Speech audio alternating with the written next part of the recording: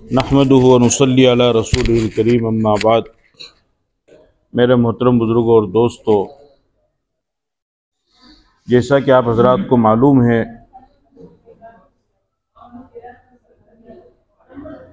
कि ज़माने अव्वल से ही हक़ व बातिल का मार्का साथ साथ चला आ रहा है। ये कोई आज की या गुज़िश्ता चंद सालों की माज़ी करीब की तारीख़ और हकीकत नहीं है, बल्कि इब्तिदाए आफरीनत से ही और जब से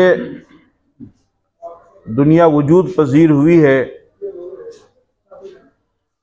तब से ही हक़ व बातिल का मार्का पेश आता रहा है और आइंदा भी पेश आता रहेगा। जब बातिल शैतान की शक्ल में आया तो हक़ आदम की शक्ल में आया। जब बातिल बुत परस्ती की शक्ल में आया तो हक़ नूह की शक्ल में आया। जब बातिल नमरूद की शक्ल में आया तो हक़ इब्राहीम की शक्ल में आया। जब बातिल फ़िरौन की शक्ल में आया तो हक़ मूसा की शक्ल में आया। जब बातिल खूनखार यहूदी दरिंदों की शक्ल में आया तो हक़ ईसा की शक्ल में आया। जब बातिल अबू जहल, अबू लहब, कैसर व किसरा की शक्ल में आया तो हक़ मुहम्मदुर रसूलुल्लाह की शक्ल में आया। जब बातिल मुसैलमा कज़्ज़ाब की शक्ल में आया तो हक़ अबू बकर सिद्दीक़ की शक्ल में आया। जब बातिल नाइंसाफ़ी की शक्ल में आया तो हक़ और इंसाफ उमर की शक्ल में आया। जब बातिल बेहयाई की शक्ल में आया तो हक़ और हया उस्मान की शक्ल में आया। जब जहालत और लाइल्मी बातिल की शक्ल में आई तो हक़ और इल्म अली की शक्ल में आया। जब बातिल हज्जाज इब्न यूसुफ की शक्ल में आया तो हक़ अब्दुल्ला इब्न ज़ुबैर की शक्ल में आया।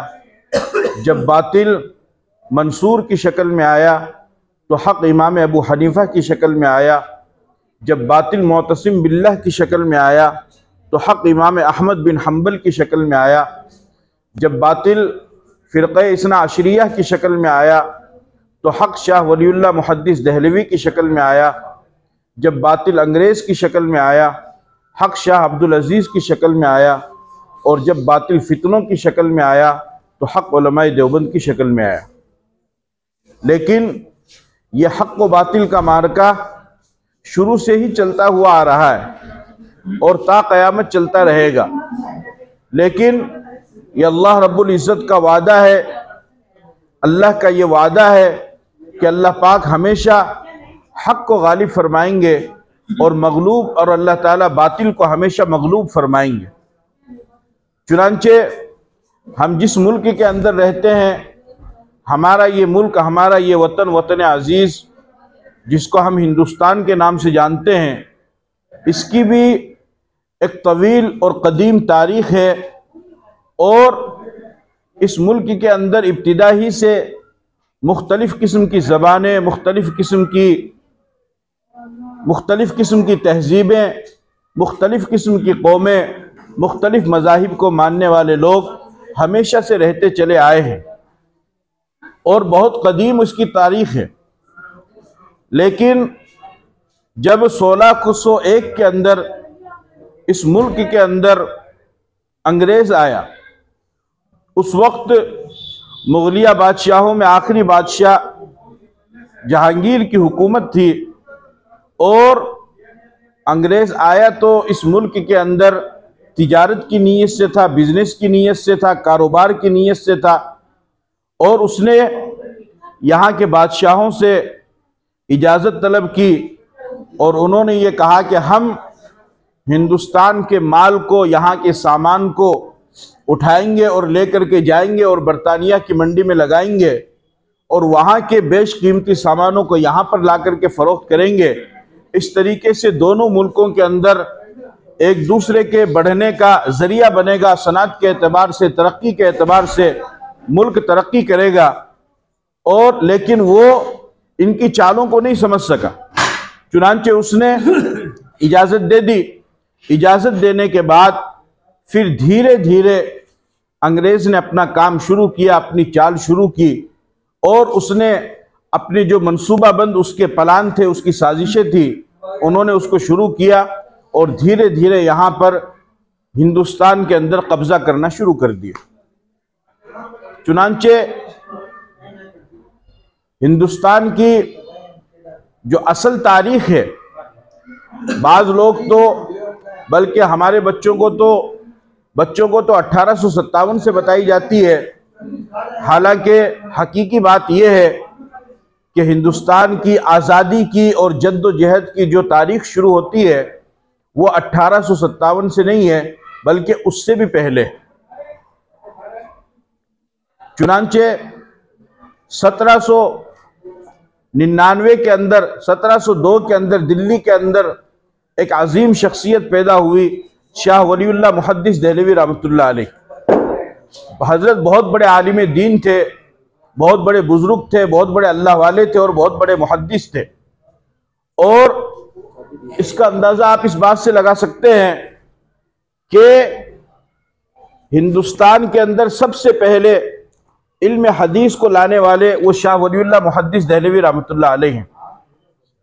उन्होंने अरब के एक आलिम शेख अबू ताहिर मदनी से इल्म हदीस को हासिल किया और हिंदुस्तान में सबसे पहले इल्म हदीस को शाह वलीउल्लाह मुहद्दिस देहलवी लेकर के आए।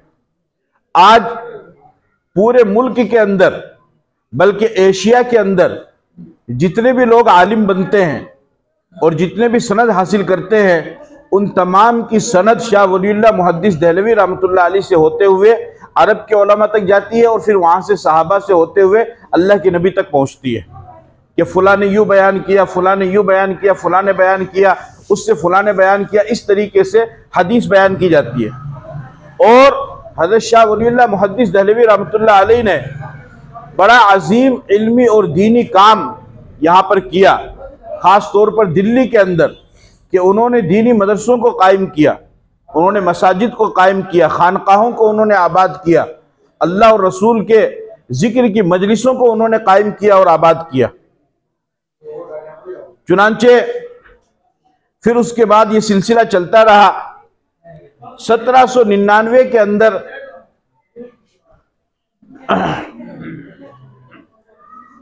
टीपू सुल्तान शहीद रहमतुल्लाह अलैह को अंग्रेजों ने शहीद कर दिया और उनकी लाश पर खड़े होकर के उस वक्त अंग्रेजों ने ये बात कही थी कि आज से मखलूक खुदा की, मुल्क बादशाह का, लेकिन हुक्म हमारा चलेगा। मखलूक खुदा की, मुल्क बादशाह का, लेकिन आज से हुक्म हमारा चलेगा। और उस वक्त अंग्रेज की ताकत, अंग्रेज की हुकूमत इतनी ज़्यादा थी कि किसी के अंदर भी ये जुर्रत और ताकत नहीं थी कि अंग्रेज के खिलाफ कोई जबान भी खोल सके, कोई बात भी रख सके, कोई किसी तरह का कलाम भी कर सके, किसी में ये ताकत नहीं थी। लेकिन उस वक्त 1803 के अंदर शाह वलीउल्लाह मुहद्दिस देहलवी रहमतुल्लाह अलैह के बड़े लड़के शाह अब्दुल अजीज मुहद्दिस देहलवी रहमतुल्लाह अलैह, उन्होंने खड़े होकर के फरमाया कि आज से हमारा मुल्क दारुल हर्ब बन चुका है, आज से हमारा मुल्क गुलाम बन चुका है और अब इस मुल्क को आज़ाद कराने के लिए हम सबको जिहाद करना और अंग्रेज़ों से जंग आज़ादी करना और अंग्रेज़ों को यहाँ से भगाना, यह हम सब पर फ़र्ज हो चुका है। उस वक्त यह आवाज़ लगी थी। सबसे पहले शाह अब्दुल अजीज मुहद्दिस देहलवी रहमतुल्लाह अलैह ने इस आवाज़ को बुलंद किया, इस फतवे को जारी किया। चुनांचे उस वक्त के जो मुसलमान थे, वो सालिहीन थे, वो नेक थे, उलमा की बातों पर लब्बैक कहने वाले थे। उन्होंने फौरन हजरत की बातों को सुना, हजरत के फतवे को सुना और जोग दर जोग बड़ी तादाद में उन्होंने कुर्बानी के लिए अपने बच्चों को पेश करना और अपने आप को पेश करना शुरू कर दिया। चुनांचे ये सिलसिला चलता रहा और काफी वक्त तक ये सिलसिला चलता रहा, यहां तक कि एक वक्त आया कि शाह अब्दुल अजीज मुहद्दिस दहलवी रहमतुल्लाह अलैह का इंतकाल हो गया। हालांकि शाह अब्दुल अजीज ने ये जो फतवा दिया था, इस फतवे की वजह से उनको तकलीफें भी उठाना पड़ी। अंग्रेज ने उनको जहर दिया जिसकी वजह से उनकी आंखों की रोशनी चली गई, उनकी जायदाद को जब्त कर लिया गया और उनको दिल्ली से शहर बदर कर दिया गया। लेकिन उसके बावजूद भी वो अपने उस फतवे पर कायम रहे और हिंदुस्तानियों के अंदर, खास तौर पर मुसलमानों के अंदर जंग आज़ादी की रूह को उन्होंने फूंक दिया। फिर इस काफिले को लेकर के आगे चले शाह इस्माइल शहीद रहमतुल्लाह अलैह और सैयद अहमद शहीद रहमतुल्लाह अलैह। वो दोनों उठे और वो इस काफिले को लेकर के आगे चले और वो इस तंजीम को और इस मिशन को लेकर के आगे चले और हजारों लाखों की तादाद में पूरे मुल्क के अंदर नौजवानों ने और बुजुर्गों ने अपने अपने तौर पर उनके हाथ पर बेअत जिहाद करना शुरू की कि हम आपके साथ मिल करके यहां पर अंग्रेजों को यहां से भगा करके दम लेंगे।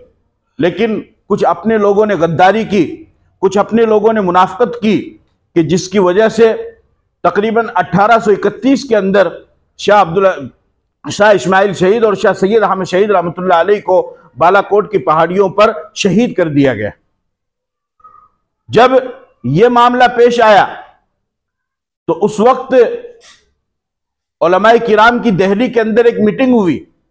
उसमें हाफिज जामिन शहीद रहमतुल्लाह अलैह, मौलाना जाफर थानेसी रहमतुल्लाह अलैह, मौलाना रशीद अहमद गंगोही रहमतुल्लाह अलैह, हज़रत मौलाना कासिम नानोतवी रहमतुल्लाह अलैह, इस तरीके से बड़े चोटी के उलमा उस वक्त उस मीटिंग के अंदर मौजूद थे। मौलाना कासिम नानोतवी रहमतुल्लाह अलैह ने फरमाया कि हमारे आबा व अजदाद ने, बुजुर्गों ने जिस मिशन को शुरू किया था, हमें उस मिशन को चालू रखना है, हमें उस मिशन को बरकरार रखना है और अंग्रेज को यहां से भगाना है। तो एक शख्स खड़ा हुआ और वो खड़ा होकर के कहने लगा कि हजरत आप कैसी बात कह रहे हैं, आप कुछ सोचिए, सोच समझ करके बात कीजिए कि अंग्रेज कोई एक दो या थोड़ी मोड़ी तादाद में नहीं है, बल्कि पूरे मुल्क पर उनकी हुकूमत है और बहुत बड़ी तादाद में है। और सिर्फ यही नहीं बल्कि बरतानिया में भी उनकी हुकूमत है, यानी मशरिक में भी उनकी हुकूमत है और मगरिब में भी उनकी हुकूमत है। लिहाजा हम इतने मुट्ठी भर लोग, इतने कम तादाद में लोग, हम उनसे मुकाबला कैसे करेंगे। हज़रत मौलाना कासिम नानोतवी रहमतुल्लाह अलैह ने उस वक्त जो जवाब दिया, हज़रत नानोतवी रहमतुल्लाह अलैह ने फरमाया कि तुम मुझे बताओ, क्या तुम्हारी तादाद गाजियान बद्र से भी कम है कि जंग बद्र में एक तरफ जहां पर दुश्मनान इस्लाम की तादाद 1000 थी, वहां पर मुसलमानों की तादाद सिर्फ 313 थी, लेकिन उसके बावजूद भी अल्लाह पर तवक्कुल करके उन्होंने दुश्मनों से मुकाबला किया और अल्लाह ने उनको फतह अता फरमाई। फरमाया कि क्या तुम्हारी तादाद उनसे भी कम है। फिर किसी साहब ने एतराज किया कि उसके लिए तो अमीर का होना जरूरी है। अमीर लश्कर किसको मुतय्यन किया जाए, जो फौज को लेकर के चले, जो लश्कर को लेकर के चले, जो पूरी तंजीम को संभाल करके चले। तो हज़रत नानोतवी रहमतुल्लाह अलैह ने फरमाया कि अमीर बनने के लिए ना तो आसमान से कोई फरिश्ता आएगा, ना कोई जमीन से निकल करके आएगा, बल्कि यह हाजी इमदादुल्लाह मुहाजिर मक्की रहमतुल्लाह अलैह ये आज से हमारे अमीर होंगे। चुनांचे मीटिंग की गई, फैसला किया गया और 1857 की जंग आज़ादी का दूसरी जंग आज़ादी का यह वाकया पेश आया। लेकिन अल्लाह की मसलियत थी, अल्लाह को मंजूर कुछ और था। वक्ती तौर पर इसमें उलमाए किराम को नाकामी हो गई, इसमें उलमाए किराम को वक्ती तौर पर नाकामी हुई। इसको अंग्रेज गदर का नाम देते हैं, लेकिन दर हकीकत ये गदर नहीं थी, बल्कि ये जंग आज़ादी थी। चुनांचे उसके बाद चूंकि उलमा सरपरस्त थे, उलमा सामने थे, तो जब अंग्रेजों ने देखा कि उलमाए किराम अब इस मिशन को लेकर के आगे बढ़ रहे हैं, तो फिर उन्होंने अपने टारगेट पर उलमाए किराम को लिया और साफ सुथरे वाज़े अल्फाज में ऐलान कर दिया कि जिसके सर पर टोपी हो, जिसके चेहरे पर दाढ़ी हो और जिसके जिस्म पर लंबा कुर्ता और पायजामा हो, बस उसको वहीं पर गोली मार दी जाए। कुछ केस करने की जरूरत नहीं है, कुछ तफ्तीश करने की जरूरत नहीं है और कुछ पूछने की जरूरत नहीं है। चुनांचे उसके बाद 3 साल, मिस्टर थॉमसन, ये अंग्रेज का एक मौर्रिख है, वो लिखता है कि 3 साल उलमाए किराम पर इतने सख्त गुजरे कि उसका अंदाजा नहीं लगाया जा सकता है। 14,000 उलमाए किराम को अंग्रेजों ने तख्ते पर चढ़ाया और लाहौर की शाही मस्जिद के अंदर उसने एक फांसी का फंदा लगाया, उसमें रोजाना 500 उलमाए किराम को फांसी दी जाती थी। अंग्रेज मौर्रिख लिखता है कि लाहौर के रावी दरिया के अंदर तकरीबन 500 उलमाए किराम को बोरियों में डाल करके उनको समुद्रों में फेंक दिया जाता था। और अंग्रेज मौलिक लिखता है कि उलमाए किराम को खिंजीर के सामने डाल दिया जाता था।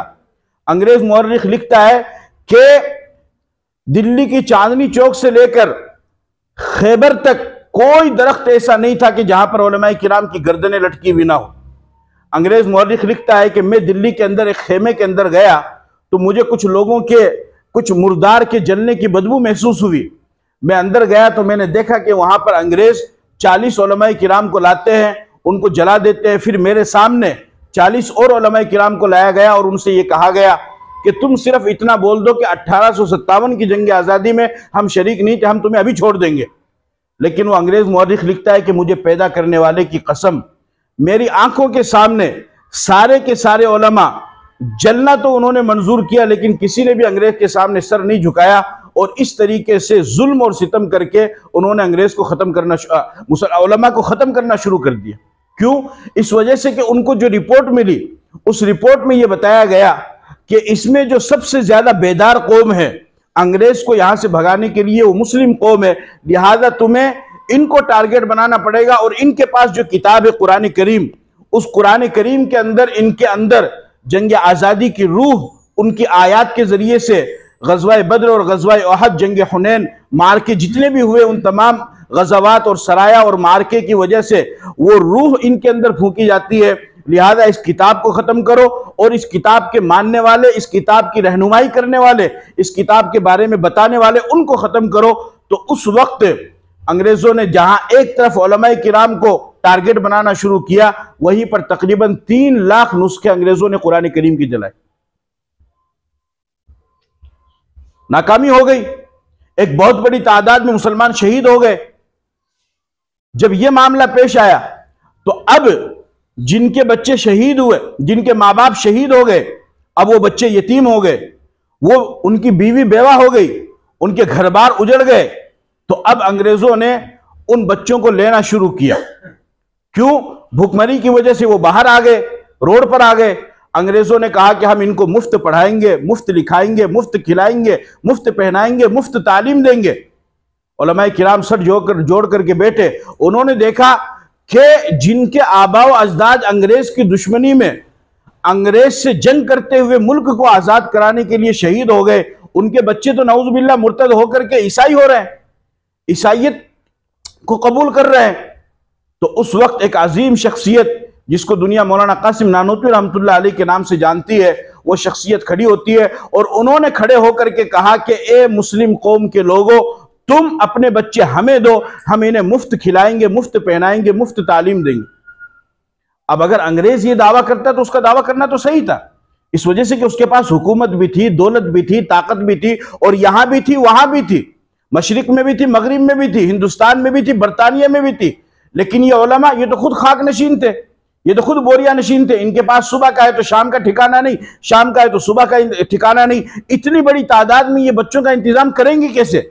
हज़रत नानोतवी रहमतुल्लाह अलैह ने फरमाया कि मैं कौम के लोगों के पास जाऊंगा, उनको जाकर के बेदार करूंगा, उनको जाकर के समझाऊंगा, उनको जाकर के बताऊंगा कि तुम्हें अल्लाह ताला ने अपने फजल करम से जो माल और दौलत दिया है, उस माल और दौलत में से इन गरीबों के लिए और यतीमों के लिए भी अपने हक को लगाओ और उसमें से अपनी रकम को लगाओ, और ताकि इसकी वजह से ये बच्चे मुर्तद होने से बच जाएं और इस्लाम और दीन पर कायम रह सके। चुनांचे इसके लिए 15 मुहर्रमुल हराम 1283 हिजरी, 30 मई 1866 ईस्वी को दारुल देवबंद की बुनियाद रखी गई। दारुल देवबंद की बुनियाद का मकसद क्या था? 2 मकसद थे। एक तो अंग्रेज का जो नजरिया तालीम था, उस नजरिया तालीम के खिलाफ नजरिया तालीम पेश करना, यानी ऐसी नौजवान नस्ल तैयार करना कि जो शक्ल सूरत के एतबार से हिंदुस्तानी हो और सोच और फिक्र के एतबार से इस्लामी हो। और दूसरा मकसद यह था कि मुजाहिदीन आज़ादी को तैयार करना। हज़रत नानोतवी रहमतुल्लाह अलैह ने फरमाया कि मैंने ये इदारा कायम किया है, मैंने ये फैक्ट्री बनाई है, और असल मेरा मकसद मुजाहिदीन आज़ाद को तैयार करना है, लेकिन मसलिहतन मैंने इसके ऊपर इल्म का पर्दा डाल दिया। और कोई इमारत नहीं, कुछ नहीं, एक अनार के दरख्त के नीचे पढ़ने वाला भी महमूद और पढ़ाने वाला भी महमूद, और वहीं से तालीम का सिलसिला शुरू हुआ। ये जो पढ़ने वाला महमूद था, ये आगे चल करके शेखुल हिंद बना।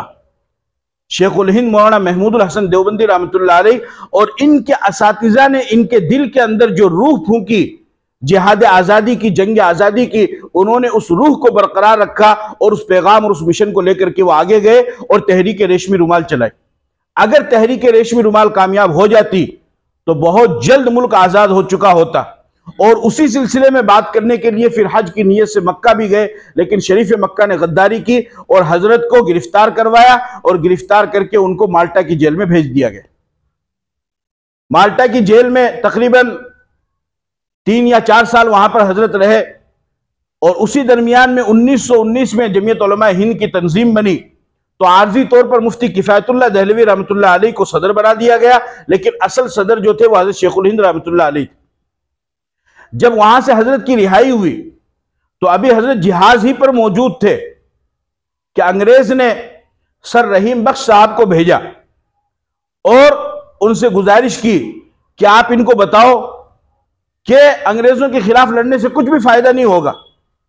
तो सर रहीम बख्श साहब जो नवाब थे वो हजरत के पास में गए और हजरत से जाकर के कहा कि हजरत, इतने दिनों से आप इनसे लड़ाई कर रहे हैं, जंग कर रहे हैं, मुल्क तो आजाद नहीं हुआ और अंग्रेज भी यहां से नहीं भागा है, लेकिन हमारा नुकसान हो गया। कि भाई तुम्हारा क्या नुकसान हुआ? कि मसनद हदीस वो सुनी पड़ गई कि इतनी हजारों की तादाद में तलबा किराम हदीस को की तालीम लेने वाले, हदीस को सीखने वाले, हदीस को पढ़ने वाले आपके पास बैठा करते थे, आप उनको हदीस का दर्स दिया करते थे, काल अल्लाह काल रसूल की सदाएं बुलंद हुआ करती थी, वो सब सुनी पड़ गई। खानकाह वीरान हो गई। जिस खानकाह में बैठ करके आप लोगों को जिक्र करवाया करते थे, अल्लाह अल्लाह करवाया करते थे, वो खानकाहें वीरान हो गई, कुछ भी फायदा नहीं हुआ। तो बूढ़ा आदमी और माल्टा की सर्दी, सख्त गुस्से में खड़े हुए और बैठ गए और बैठ करके फरमाया कि सर रहीम बख्श साहब, आप मुझे समझाने के लिए आए हो, मैं तो इस नीयत से और इस इरादे को लेकर के आया हूं कि, और मैं ये समझता हूं, मेरा ये मानना है कि जिस मुल्क में अंग्रेज की हुकूमत हो वहां पर जीना तो जीना, महमूदुल हसन को वहां पर मरकर दफन होना भी गवारा नहीं है। और मैं ये नीयत करके आया हूं कि जब तक अंग्रेज इस मुल्क से नहीं चला जाएगा उस वक्त तक मैं इस मुल्क को आजाद कराए बगैर चैन की सांस नहीं लूंगा। और अगर बुढ़ापे की वजह से मेरे अंदर ताकत नहीं रही तो मैं एक चारपाई पर लेटूंगा और अपने शागिर्दों को हुक्म दूंगा, वो मेरे चारपाई को उठाएंगे, ताकि हर मुसलमान के घर घर और दर दर पर जाकर के मैं उनको ये बताऊं कि अंग्रेज की गुलामी हराम है, उनको मुल्क से निकालना तुम्हारे ऊपर फर्ज है। अंग्रेज खुद नहीं समझ सका कि ऐसी शोला बयानी इनके अंदर आई कहां से। ये 1857 की जंग आजादी, ये दूसरी जंग आजादी है, लेकिन इस 1857 की जंग आजादी में तकरीबन 29,000 के करीब लोग शहीद हुए। उसमें से 24,000 मुसलमान थे और 5,000 गैर मुस्लिम थे। इससे पहले 1803 से जो जंग आजादी शुरू हुई थी, उस वक्त से लेकर 1857 से पहले तक जितनी भी लड़ाइयां हुई, उन लड़ाइयों में एक भी गैर ईमान वाला शरीक नहीं था।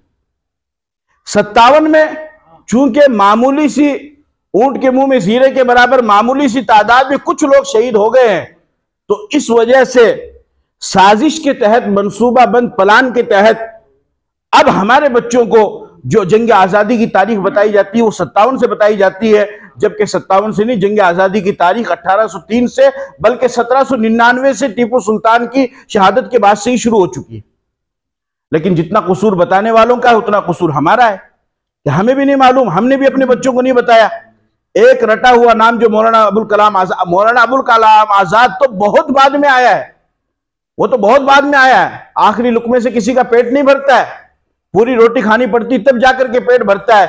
आखिर में कोई 2-4 साल में कुर्बानी देकर के ये कहे कि साहब जो है हमने आजाद करा दिया, उससे नहीं होता है, पिछली पूरी तारीख को जानना पड़ता है। बहरहाल ये सिलसिला चलता रहा, उलमाए किराम कुर्बानियां देते रहे और ये सिलसिला आगे चलता रहा। फिर वो दिन भी आया कि अल्लाह ताला ने अपने फजल व करम से 15 अगस्त 1947 को इस मुल्क को आजादी अता फरमाई। मुल्क आजाद हो गया। आजाद होने के साथ साथ मुल्क तकसीम भी हो गया। तकसीम, हम पार्टीशन के हमेशा से खिलाफ है, हमारे अकाबिरीन पार्टीशन के तकसीम के खिलाफ थे। शेखुल इस्लाम मौलाना हुसैन अहमद मदनी रहमतुल्लाह अलैह किसी भी सूरत में इसके कायल नहीं थे।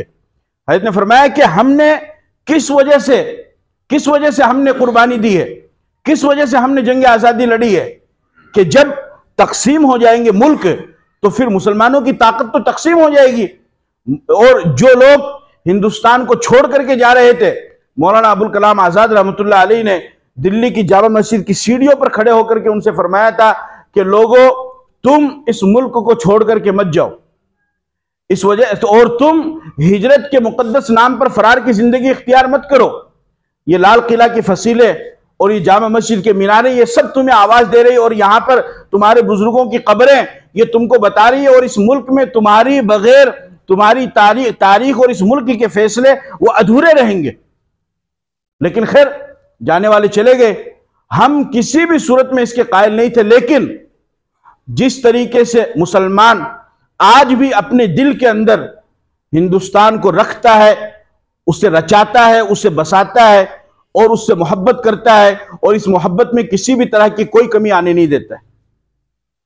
इस वजह से किसी को भी शक करने की जरूरत नहीं है, और किसी को यह सवाल भी करने की जरूरत नहीं है कि तुम अपने मजहब से ज्यादा मोहब्बत करते हो या अपने मुल्क से ज्यादा मोहब्बत करते हो। इंसान अपनी दोनों आंखों से मोहब्बत करता है, इसी तरीके से हम अपने मजहब और अपने मुल्क दोनों से मोहब्बत करते हैं। किसी से मोहब्बत में कोई कमी नहीं है। हमारे आबा व अजदाद ने कुर्बानियां दी हैं, और वक्त पड़ने पर मुसलमान भी कुर्बानी आज भी दे रहा है, और आइंदा भी इंशाअल्लाह मुसलमान मुल्क के लिए कुर्बानी देता रहेगा। लेकिन किसी को शक करने की जरूरत नहीं है, शक करने की बिल्कुल भी इजाजत नहीं है। और आज के माहौल में खास तौर पर जब चारों तरफ घटाटोप अंधेरा है, मायूस होने की बिल्कुल भी जरूरत नहीं है। मुसलमान को तो मायूस होने को सख्ती के साथ में मना किया गया है। ला तक़नतू मिन रहमतिल्लाह, अल्लाह की रहमत से मायूस ना हो। मायूसी इंसान को नाउम्मीदी में डालती है, बल्कि बसा औकात कुफ्र तक पहुंचा देती है। मुसलमान किसी भी हाल में मायूस नहीं होता है, और अल्लाह का फैसला, अल्लाह की तकदीर, अल्लाह की मसलिहत है, और अल्लाह का फैसला जब आता है, और जब आता है, आने में तो वक्त लगता है, लेकिन जब अल्लाह का फैसला आता है फिर उसमें बिल्कुल भी देरी नहीं होती। अता अमरुल्लाहि फला तस्ताजिलू, अल्लाह का जब हुक्म आए जल्दी मत करो। अल्लाह का हुक्म आया तो फौरन आया, फौरन आ जाता है, लेकिन अल्लाह ताला उससे पहले मोहलत देते हैं। बेशक नफरत का माहौल है और बेशक नाउम्मीदी का माहौल है, लेकिन उसके बावजूद भी हमें नाउम्मीदी को छोड़ना नहीं है। ये अंधेरे छटेंगे और सुबह का उजाला रोशन होगा इंशाअल्लाह। ये नफरत खत्म होगी और मोहब्बत की फिजा कायम होगी इंशाअल्लाह।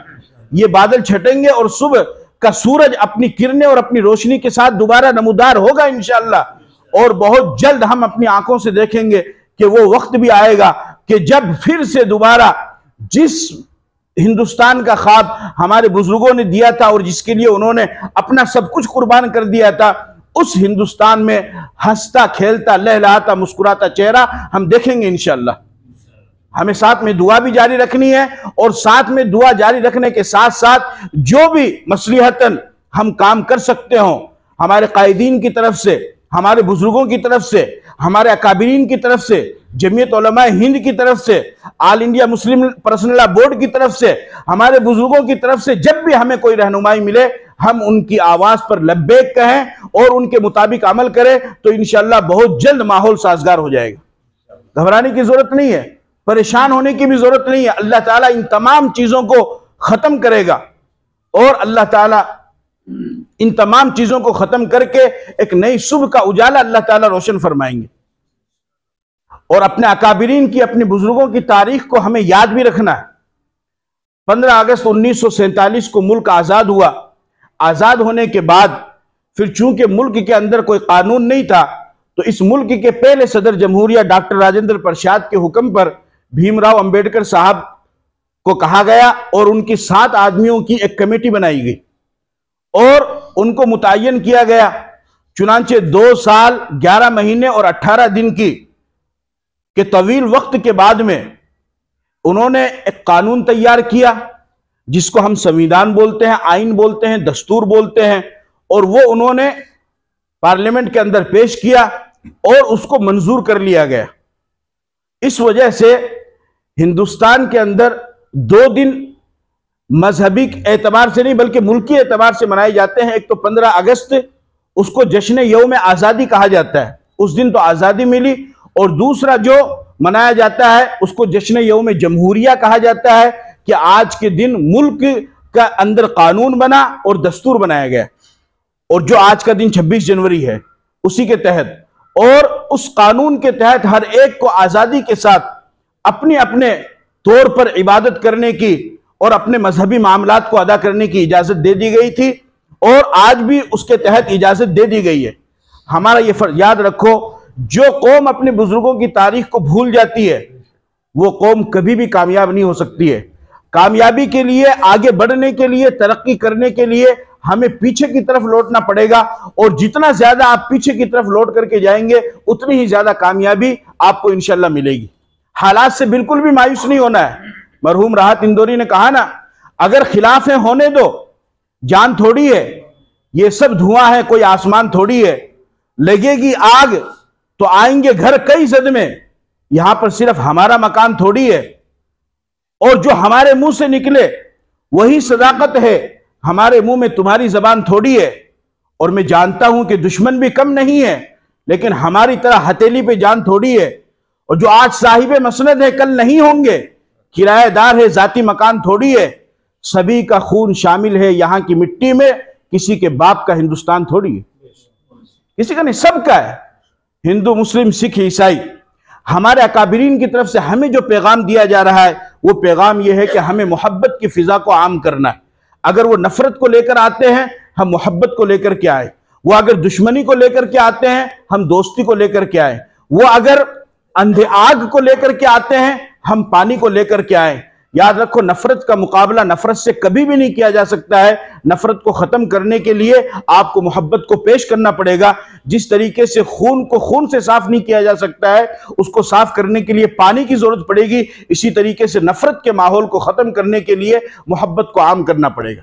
मोहब्बत की हमेशा जीत होती है, अखलाक की हमेशा जीत होती है, और अखलाक की वजह से, अखलाक हसना की वजह से, आला ज़रफ़ी की वजह से, आला आदात की वजह से और आला अखलाक की वजह से इंसान लोगों के दिलों पर अपनी जगह बनाता है। सरों पर तो इंसान जगह जुल्म की बुनियाद पर भी बना सकता है, ताकत और दौलत की बुनियाद पर भी बना सकता है, लेकिन दिलों में जो जगह बनाता है वह आला अखलाक की बुनियाद पर बनाता है। लिहाजा जितनी ज्यादा नफरत का माहौल हो उतनी ज्यादा हमें मोहब्बत को आम करना है और हर वक्त चौकन्ना रहना है। अल्लाह ताला से दुआ करनी है। सफर करते हुए, सफर करने से पहले जो दुआएं हैं उन दुआओं को पढ़ने का एहतमाम करें। घर से निकले तो उस वक्त उन दुआओं को पढ़ने का एहतमाम करें जो घर से निकलने की दुआ है, और आयतुल कुर्सी वगैरह जितनी भी हिफाजत की दुआएं या आयात कुरान और हदीस की रोशनी में आई हैं उनको पढ़ने की कोशिश करें। अपने तौर पर सदका भी करें, और सफर के अंदर कभी भी किसी भी तरह की कोई ऐसी बात ना करें कि जिसकी वजह से हमारे ऊपर किसी तरह की परेशानी हो। इस वजह से कि नया आदमी, नया चेहरा आपके सामने है, वो किस रूप में आपके पास में आया आप उसको नहीं जानते। इस वजह से आप जज्बात में आकर के अगर कोई आपके खिलाफ भी बोल रहा हो या किसी तरह की बातें कर रहा हो, आपको बिल्कुल अनजान बन जाना है, आपको उसकी तरफ तवज्जो नहीं देनी है। और जो जितना ज्यादा आपके खिलाफ बात करे उतनी ही ज्यादा आप अल्लाह की तरफ मुतवज्जो हो जाइए, जिक्र के अंदर लग जाइए। इंशाअल्लाह अल्लाह ताला उसके दिलों को फेर देंगे। लेकिन अगर आपने तबसरा शुरू किया और दिफाई शक्ल इख्तियार की और अगर आपने उसको जवाब देना शुरू किया तो आप भले ही मुजरिम ना हो, उसके बावजूद भी आप मुजरिम करार दिए जाएंगे। तो बहरहाल यही वो खानकाहें हैं कि जहां से हमारे अकाबिरीन ने, जहां एक तरफ उन्होंने खानकाहों को आबाद किया, तो जब वक्त पड़ा तो वक्त पड़ने पर वो मैदान जंग के अंदर भी आए। और इससे यह भी सबक मिलता है कि सिर्फ जिक्र करने से या खानकाहों को आबाद करने से काम आसान नहीं होगा या मसला हल नहीं होगा या नतीजा अख्ज़ नहीं किया जा सकेगा। अगर सिर्फ दुआओं पर इक्तिफा किया जाता तो अल्लाह के नबी को कभी भी मैदान बद्र में नहीं आना पड़ता। आप खुद मैदान बद्र में तशरीफ लाए, मैदान ओहद में आप खुद चल करके तशरीफ लाए। जंग ओहद में आपकी दांत मुबारक को शहीद कर दिया गया। 50 सहाबा जिनको ओहद पहाड़ पर बिठाया गया था और उनसे कुछ गलतियां हुई, कुछ खताएं हुई और चूक हुई, उसकी वजह से दुश्मन ने उन पर हमला किया, तो वो सारी चीजें भी देखनी पड़ी। लेकिन सिर्फ दुआ पर इक्तिफा ना करें, दुआ के साथ साथ जो भी दिफाई चीजें हो सकती है उन तमाम को करने की भी कोशिश करें। और यही वो खानकाहें थी कि जहां पर वक्त आने पर अल्लाह का जिक्र किया गया। हमारे अकाबिरीन थे, बुजुर्गान दीन थे, जिन्होंने वक्त आने पर मदरसे को जारी किया, वक्त आने पर हदीस पढ़ाई, वक्त आने पर कुरान पढ़ाया। शेखुल इस्लाम मौलाना हुसैन अहमद मदनी रहमतुल्लाह अलैह का बुखारी शरीफ का दारुल में कोई वक्त मुतय्यन नहीं था, चूंकि आमतौर पर हजरत या तो जेल में होते थे या सफर में होते थे। अगर रात को 12 बजे हजरत सफर से आ जाते, तलबा तैयार हो जाते फौरन, और हजरत रात को 12 बजे दारुल देवबंद में बुखारी शरीफ का दर्स दिया करते थे। और मौलाना हुसैन अहमद मदनी रहमतुल्लाह अलैह को अमरोहा जेल के अंदर डाला गया तो हजरत दारुल के अंदर बुखारी का सबक पढ़ाते थे, और जब जेल में डाला गया तो वहां पर कैदियों को आप तालीमुल इस्लाम पढ़ाया करते। कारी तैयब साहब रहमतुल्लाह अलैह की मुलाकात में फरमाया कि मुझे तो दीन का काम करना है, वहां पर मेरे पास बुखारी पढ़ने वाले हैं तो मैंने उनको बुखारी पढ़ा दी है, और यहां पर बुखारी पढ़ने वाले नहीं, ये तालीमुल इस्लाम समझने वाले कैदी है तो मैं इनको तालीमुल इस्लाम पढ़ा रहा हूं। इस तरीके से हमारे अकाबिरीन ने, हमारे बुजुर्गों ने कुर्बानियां दी है। इस वजह से मैंने शुरू में आपसे जिक्र किया कि जब फितने आए तो उस वक्त उलमाए देवबंद ने उनका डट करके मुकाबला किया है। हमें अपनी तारीख को पढ़नी है। अफसोस की बात है कि एक लंबा वक्त गुजर गया, 50 साल का, 60 साल का, 70 साल का, इतना अजीम इदारा कि जिसको पूरी दुनिया मोहब्बत की निगाह से देखती। अल्लामा रशीद रजा मिस्री रहमतुल्लाह अलैह बहुत बड़े आलिम गुजरे, बहुत बड़े मुसन्निफ मिस्र के। उनका रिसाला निकलता है मजल्ला अल मनार। जब वो दारुल देवबंद में तशरीफ लाए और जब वो हिंदुस्तान तशरीफ लाए और हिंदुस्तान से वापस मिस्र गए तो उन्होंने फिर यहां के सफरनामे पर एक मजमून लिखा, और फिर उन्होंने उसमें एक जुमला लिखा कि अगर मैं लौला रअयतु मिनल हिंद लरजातु हज़ीनन, हजरत ने फरमाया कि अगर मैं पूरे हिंदुस्तान में घूम लेता और हिंदुस्तान की बड़ी बड़ी तफरीही जगहों को, तफरीही मकामात को देख लेता, लेकिन अगर हिंदुस्तान में मैं दारुल देवबंद को ना देखता तो मैं मिस्र में आकर के हमेशा गमगीन ही रहता और मैं यही समझता कि मेरा ये सफर नाकाम रहा। इमाम हरम शेख सऊद अश-शुरैम रहमतुल्लाह अलैह दारुल देवबंद की मस्जिद रशीद के मिंबर पर खड़े होकर के फरमाते हैं, हरम के इमाम, कि अगर के हिंदुस्तान की तारीख दारुल देवबंद के बगैर तो मुकम्मल तौर पर अधूरी है। दारुल देवबंद से जो फतवे जारी होते हैं, वहां से जो फतवे शाये किए जाते हैं, उन फतवों को पूरी दुनिया में कदर की निगाह से देखा जाता है कि जब बड़े बड़े सूरमाओं को और बड़े बड़े लोगों को और बड़े बड़े अहले इल्म को, जिबालुल इल्म को, जबकि अरब वालों में तासुब बहुत ज्यादा है, अरब वाले अपने से बड़ा किसी को समझते ही नहीं है। अगर अरब का कोई जाहिल से जाहिल आदमी भी होगा तो वो अजमी के मुफ्ती आजम को भी अपने से कमतर समझेगा, बल्कि वो तो मुसलमान भी नहीं समझते, बाज दफा ऐसा होता है। लेकिन जब अरब के उलमा के सामने भी दारुल देवबंद का फतवा आता है तो वो भी अपनी निगाहों को झुका देते हैं, अपनी गर्दन को झुका देते हैं कि यहां से जो फतवा शाये हुआ है, ये फतवा तहकीक के साथ कुरान और हदीस की रोशनी में शाये हुआ है, ये गलत नहीं हो सकता है। आप अगर कभी मौका मिले तो ईद के बाद जाओ, वहां पर जाकर के देखो तो सही। अगर ना आपको सहाबा की जमाने की याद आ जाए तो आप मुझे कहना। इस तरीके से पूरे मुल्क से हजारों की तादाद में तलबा आते हैं, मेहनत करते हैं। रात के किसी भी हिस्से में आप उठ करके बैठ जाओ, ऐसा कभी भी नहीं होगा रात के 12 बज रहे हो, 1 बज रहे हो, 2 बज रहे हो कि कोई ना कोई तालिब इल्म आपको पढ़ता हुआ ना मिले।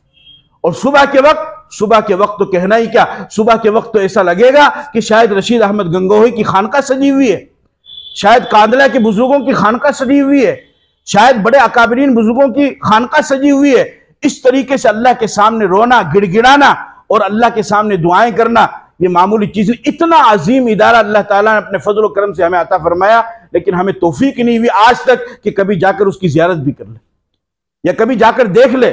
वक्त निकाल करके जाओ, उन बुजुर्गों से मिलो, अपने मकामी 2-4 मौलवियों को देख करके या उनकी गलतियों को देख करके, मौलवी ऐसे है, मौलवी ऐसे, इससे कुछ भी नहीं होगा।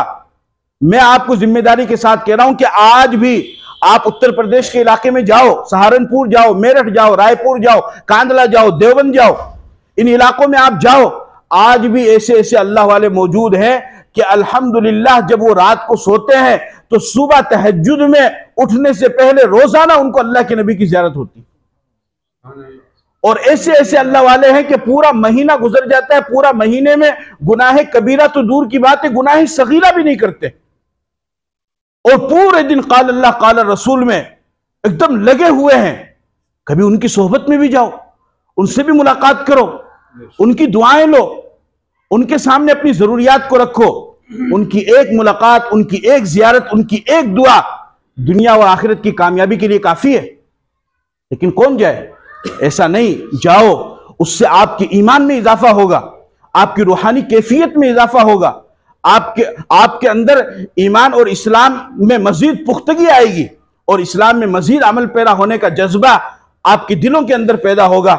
इस वजह से ऐसा अजीम इदारा अल्लाह ताला ने हमें अता फरमाया। उस इदारे की आज पूरी दुनिया के अंदर कहीं पर भी चले जाओ, आपको किसी भी मुल्क का कोई भी गोशा ऐसा नहीं मिलेगा कि जहां पर दारुल देवबंद का पढ़ा हुआ बिल वास्ता या बिला वास्ता या उसके शोबों में, उसकी शाखों में तालीम हासिल किया हुआ कोई ना कोई बंदा आपको ना मिले, ऐसा हो ही नहीं सकता। हमारे जिन अकाबिरीन ने मुल्कों का सफर किया है, शेखुल इस्लाम मुफ्ती तकी उस्मानी साहब, हजरत मौलाना पीर जुल्फकार साहब, उनके अलावा जिन बुजुर्गों ने सफर किया है, वो ये कहते हैं कि हम दुनिया के अंदर जहां पर भी गए हमने वहां पर यही देखा कि वहां पर दारुल देवबंद का पढ़ा हुआ शख्स चटाई डाल करके दीन की खिदमत कर रहा है, चटाई डाल करके। वरना आप अरब के इलाके में चले जाए तो वहां पर भी फैशन परस्ती आ गई है।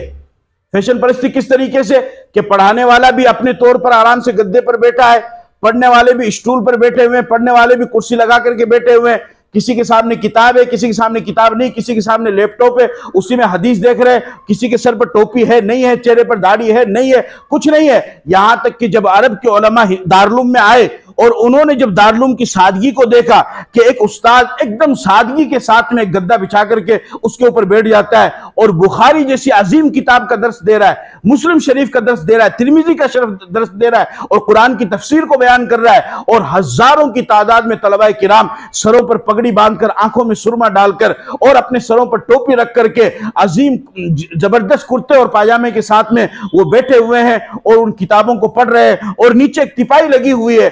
तो वो खुद अरब के उलमा ये बात कहते हैं कि हमारे दरमियान से ये चीजें खत्म हो गई है, हम तो इसको किताबों में पढ़ते हैं, लेकिन ए हिंदुस्तान के लोगों, अल्लाह तुम्हें जज़ाए खैर दे कि तुमने उन बुजुर्गों की तारीख को आज भी जिंदा रखा है, आज भी जिंदा रखा है। लिहाजा इस वजह से आप सब हजरात से मैं दरखास्त करूंगा कि अपने बुजुर्गों की तारीख को पढ़ो। नहीं पढ़ सकते हैं, आज मोबाइल का जमाना है, तो उसमें उलमाए किराम के बयानात सुनो तो आपको मालूम होगा। और जो कौम अपनी तारीख को भूलेगी तो फिर वो कौम कभी भी कामयाब नहीं हो सकती है। क्योंकि इन खानकाहों से ये आवाज और ये सदा बुलंद की गई थी, इस वजह से मैंने आज के दिन मुनासिब समझा कि मैं जंग आज़ादी की कुछ तारीख आपके सामने रखूं। 26 जनवरी यौम जमहूरिया इसको क्यों कहा जाता है उसके बारे में आपके सामने जिक्र करूं, क्योंकि खानका और जिक्र का भी इन मैदानों के साथ में गहरा रब्त और ताल्लुक है, जिसको हमारे अकाबिरीन ने जारी रखा और हमें भी इसको जारी रखना है। अल्लाह ताला मुझे और आपको अमल की तौफीक